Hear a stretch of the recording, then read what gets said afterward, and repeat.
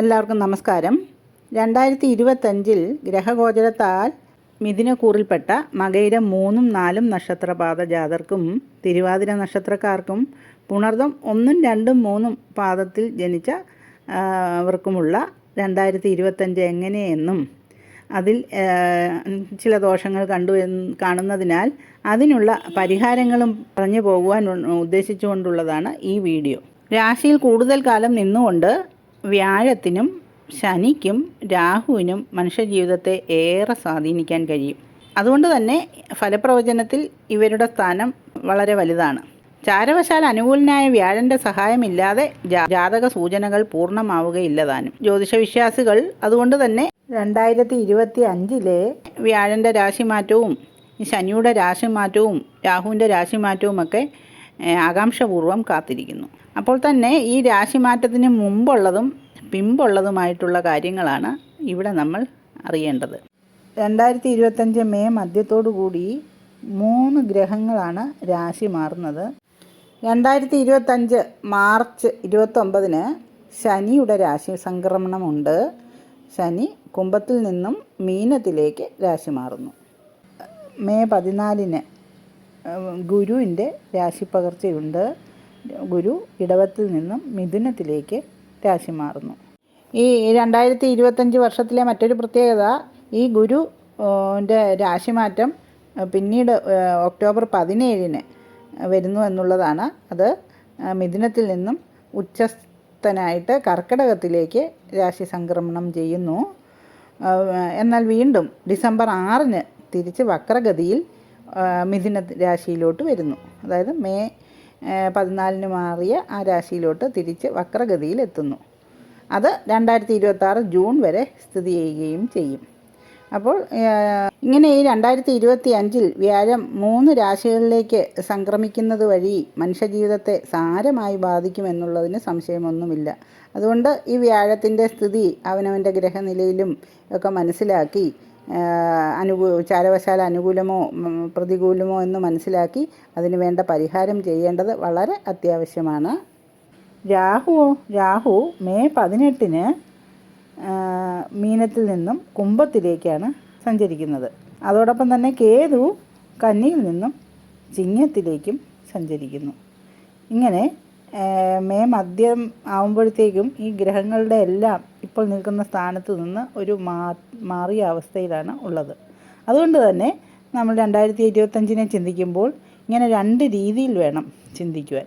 അതായത് രാശിമാറ്റത്തിന് മുമ്പുള്ള അവസ്ഥയും ആ അനുഭവമായിരിക്കുകയില്ല രാശിമാറ്റത്തിന് ശേഷമുള്ള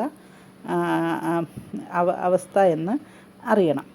അപ്പോൾ മിഥുനക്കൂറിൽപ്പെട്ട മകയിരം 3, 4 പാദം നക്ഷത്ര ജാതർക്കും തിരുവാതിര നക്ഷത്രക്കാർക്കും പുണർദം 1, 2, 3 പാദം നക്ഷത്ര ജാതർക്കും ഗോചരാൽ ഈ ഗ്രഹങ്ങളുടെയൊക്കെ സ്വാധീനം 2025 എങ്ങനെയെന്ന് നമുക്കൊന്ന് പരിശോധിക്കാം.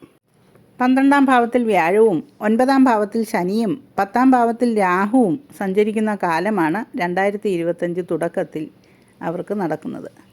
ഇതുകൊണ്ട് തന്നെ ഇവർക്ക് 12ാം ഭാവം എന്ന് പറഞ്ഞാൽ വ്യയസ്ഥാനമാണ്. അപ്പം വ്യയത്തിന് സാധ്യത കൂടുതലാണ്.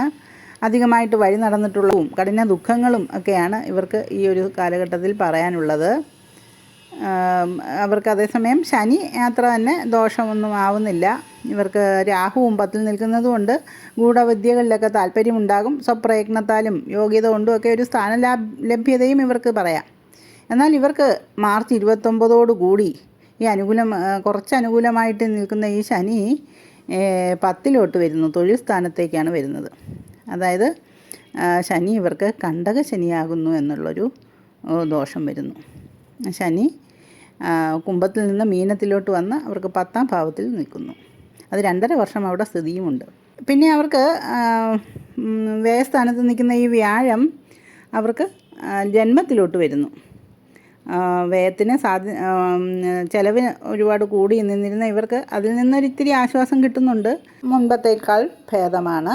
അതായത് വിവാഹം മുടങ്ങിക്കിടക്കുന്നവർക്കൊക്കെ വിവാഹം നടക്കുവാനുള്ള സാധ്യതകളും സ്വരച്ചേർച്ചയില്ലാത്ത ദമ്പതികൾ ഇണങ്ങുവാനും ഒക്കെയുള്ളൊരു സാധ്യതയും പുനർവിവാഹം ആഗ്രഹിക്കുന്നവർക്കൊക്കെ അതിന് ഉള്ള ഒരു നല്ലൊരു സമയവും അതുപോലെ തന്നെ സന്താനങ്ങളെ കൊണ്ട് ചില ഗുണങ്ങളും ഒക്കെ ഇവർക്ക് പ്രതീക്ഷിക്കാം.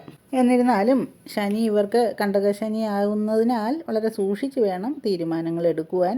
മുതിർന്നവരോടും കാര്യങ്ങൾ അറിയാവുന്നവരോടുമൊക്കെ നന്നായി അന്വേഷിച്ച് മനസ്സിലാക്കിയ ശേഷം തീരുമാനമെടുക്കുന്നതാണ് ഉചിതം.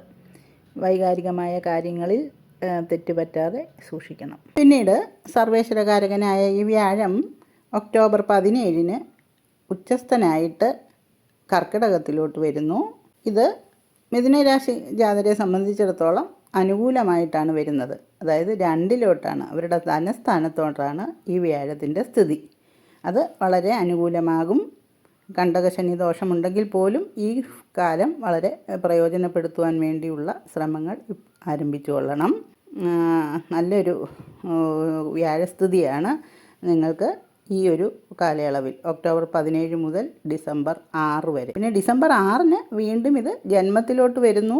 മെയ് 2026 വരെ അവിടെ തുടരുകയും ചെയ്യും. ഇനി മിഥുനം രാശി ജാതരുടെ രാഹുകേതു സ്ഥിതി നോക്കാം. ഇവർക്ക് മെയ് 19 വരെയും രാഹു 10-ലും കേതു 4-ലും നിൽക്കുകയാണ്. ഈ 10-ലെ രാഹു ഇവർക്ക് ചില കർമ്മരംഗത്ത് ചില നല്ല കാര്യങ്ങളൊക്കെ ചെയ്തു കൊടുത്തിരുന്നിരിക്കും. ചില അധ്വാനക്ലേശം ഉണ്ടെങ്കിലും അവർക്കൊരു കർമ്മസിദ്ധിയൊക്കെ ഉണ്ടായിരുന്നിരുന്ന സമയം തന്നെയാണ്. എന്നാൽ 4-ലെ കേതു ഇവർക്ക് കുടുംബത്തിലും വളർത്തുമൃഗങ്ങളൊക്കെ ഉണ്ടെങ്കിൽ ഇവർക്കൊന്നും അത്ര അനുകൂലമായ സമയമായിരുന്നില്ല. എന്നാൽ ഇനിയിപ്പോൾ മെയ് 19 ഈ രാഹു 9-ലേക്കും കേതു 3-ലേക്കുമാണ് വരുന്നത്. അതായത് രാഹു മീനത്തിൽ നിന്നും കുംഭത്തിലേക്ക് വരുന്നു. കേതു ആകട്ടെ കന്നിയിൽ നിന്നും ചിങ്ങത്തിലേക്കും വരുന്നു. അപ്പോൾ ഇവർക്കത് രാഹു 9-ലും കേതു 3-ലുമായിട്ടാണ് സ്ഥിതി. ഈ 9-ലെ രാഹു പിതാവ്, ഭാഗ്യം, ഇങ്ങനെയൊക്കെ ഉള്ള കാര്യങ്ങളാണ് 9 കൊണ്ട് ചിന്തിക്കുന്നത്. അതുകൊണ്ടിത് ഈ 9-ലെ രാഹു ഇവരുടെ പിതാവിനും അതുപോലെ ഇവരുടെ ഭാഗ്യത്തിനുമൊക്കെ ചില മങ്ങൽ വരുത്തും എന്നുള്ളത് ശ്രദ്ധിക്കേണ്ടതാണ്. അതുകൊണ്ട് തന്നെ രാഹു പ്രീതി വരുത്തണം. പിന്നെ 3-ലെ കേതു ആകട്ടെ ഇവർക്ക് യാത്രാ ദുരിതങ്ങളും സഹോദരങ്ങൾക്ക് ചില ഭാഗ്യ കുറവുകളും സഹോദരങ്ങളുമായിട്ട് ചില വിരോധവും ഒക്കെ ഉണ്ടാക്കുവാൻ ഇടയാക്കിയേക്കും. അതുകൊണ്ട് കേതു പ്രീതിയും ആവശ്യം നിർത്തേണ്ടതാകുന്നു. അതായത് രാഹുവിനെ പ്രീതിപ്പെടുത്തുവാൻ സർപ്പസന്നിധികളിൽ പ്രാർത്ഥിക്കുക.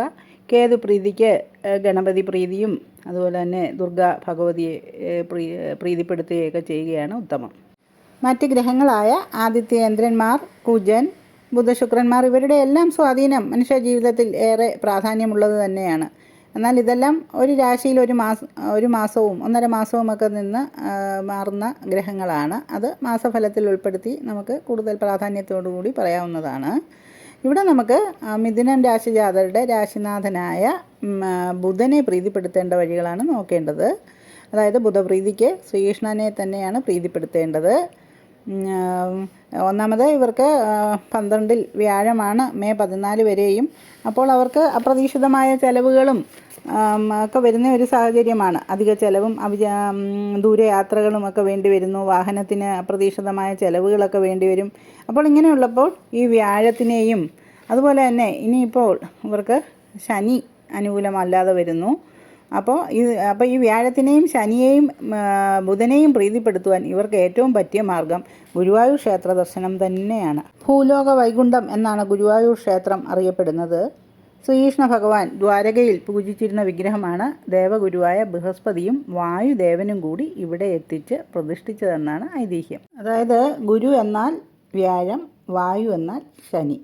നിലനിൽപ്പിന് ആധാരമായ ശക്തിയുടെ ഉറവിടമായ വ്യാഴത്തിൻ്റെയും പ്രാണശക്തി പഞ്ചപ്രാണവായുക്കളായി ശരീരത്തിൽ നിലനിർത്തിക്കൊണ്ട് ശരീരത്തിൻ്റെ എല്ലാ പ്രവർത്തനങ്ങളെയും നിയന്ത്രിക്കുന്ന ശനിയുടെയും ഊര്, അതാണ് ഗുരുവായൂർ. അതുകൊണ്ട് തന്നെ ഇവിടെ ബൃഹസ്പതി, വ്യാഴദേവനായ ബൃഹസ്പതി പ്രതിഷ്ഠിച്ച ക്ഷേത്രമായതുകൊണ്ട് തന്നെ വ്യാഴം പിഴച്ചതുകൊണ്ടുള്ള ദോഷങ്ങളൊന്നും തന്നെ ഇവിടുത്തെ ദർശനം വഴി ബാധിക്കില്ല എന്നാണ് മനസ്സിലാക്കേണ്ടത്. ക്ഷേത്രത്തിലെ പ്രതിഷ്ഠ ചതുർബാഹുവായ വിഷ്ണുവിൻ്റെ ആണെങ്കിലും സങ്കല്പം ശ്രീകൃഷ്ണൻ്റെയാണ്. മേൽപ്പത്തൂരിന് വാതരോഗശമനം, ഭക്തകവിയായ പൂന്താനത്തിന് ലഭിച്ച ദർശനവും കുറൂരമ്മയ്ക്കും വില്വമംഗലത്തിനും ഒക്കെ തൻ്റെ സാന്നിധ്യം എപ്പോഴും നൽകിയതുമെല്ലാം ഭഗവാന്റെ ലീലാവിലാസങ്ങളത്രേ. സാധാരണ വൈഷ്ണവ ക്ഷേത്രങ്ങളിൽ നടക്കുന്ന എല്ലാ വഴിപാടും ഗുരുവായൂരും നടത്താം. എങ്കിലും പാൽപ്പായസമാണ് ഭഗവാന് കൂടുതൽ ഇഷ്ടമുള്ള വഴിപാട്. അപ്പോൾ കഴിവതും ഇവിടെ എത്തി ഭഗവാനെ ദർശിച്ച് പാൽപ്പായസ വഴിപാടുകളൊക്കെ നടത്തുകയാണെങ്കിൽ വ്യാഴദോഷത്തിൽ നിന്നും ശനിദോഷത്തിൽ നിന്നുമൊക്കെ നിങ്ങൾക്ക് രക്ഷ നേടാം. അതുപോലെ കണ്ടകശനി വരുമ്പോൾ നിങ്ങളുടെ ആ കർമ്മരംഗത്തുണ്ടാകുന്ന തടസ്സങ്ങൾക്കെല്ലാം ശബരിമല ക്ഷേത്ര ദർശനവും ശാസ്താക്ഷേത്രങ്ങളിൽ ശനിയാഴ്ചകളിൽ ഭജിക്കുന്നതുമെല്ലാം നന്നായി വരും. മറ്റൊരു പ്രധാന കാര്യം പറയാനുള്ളത്, ശനിയെ സംബന്ധിച്ചിടത്തോളം ശനി ഒരു ന്യായാധിപൻ്റെ റോളാണല്ലോ മനസ്സിലാക്കി തരുന്നത് നമുക്ക്. കാരണം ശനി ഉച്ചസ്ഥനായ ആ തുലാം രാശി ത്രാസിൻ്റേതാണ്. അപ്പോൾ നമ്മൾ ചെയ്യുന്ന നന്മ തിന്മകളെ അളർന്ന് അതിനുള്ള ഫലമാണ് ഈ കണ്ടകശനി കാലങ്ങളിലും ഏഴാണ്ട ശനി കാലങ്ങളിലുമൊക്കെ ശനി നമുക്ക് തരുന്നത്.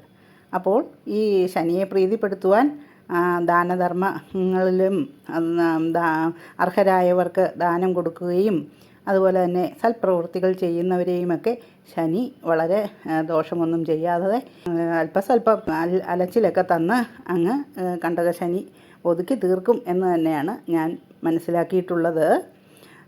അതുപോലെ തന്നെ ശനിയാഴ്ച ദിവസങ്ങളിൽ കറുത്ത വസ്ത്രം ധരിക്കുകയും അതുപോലെ കാക്കയ്ക്ക് അന്നം മൂട്ടുകയും ഒക്കെ ചെയ്യുന്നതും ഇത് അന്നദാനത്തിന് ഏറ്റവും വലിയ പ്രാധാന്യമാണ് ശനിയെ സംബന്ധിച്ചിടത്തോളം. മറ്റ് മതസ്ഥർക്ക് ഈ വക ദാനധർമ്മങ്ങളൊക്കെ ചെയ്ത് അവരുടെ ശനിദോഷം മാറ്റാവുന്നതാണ്.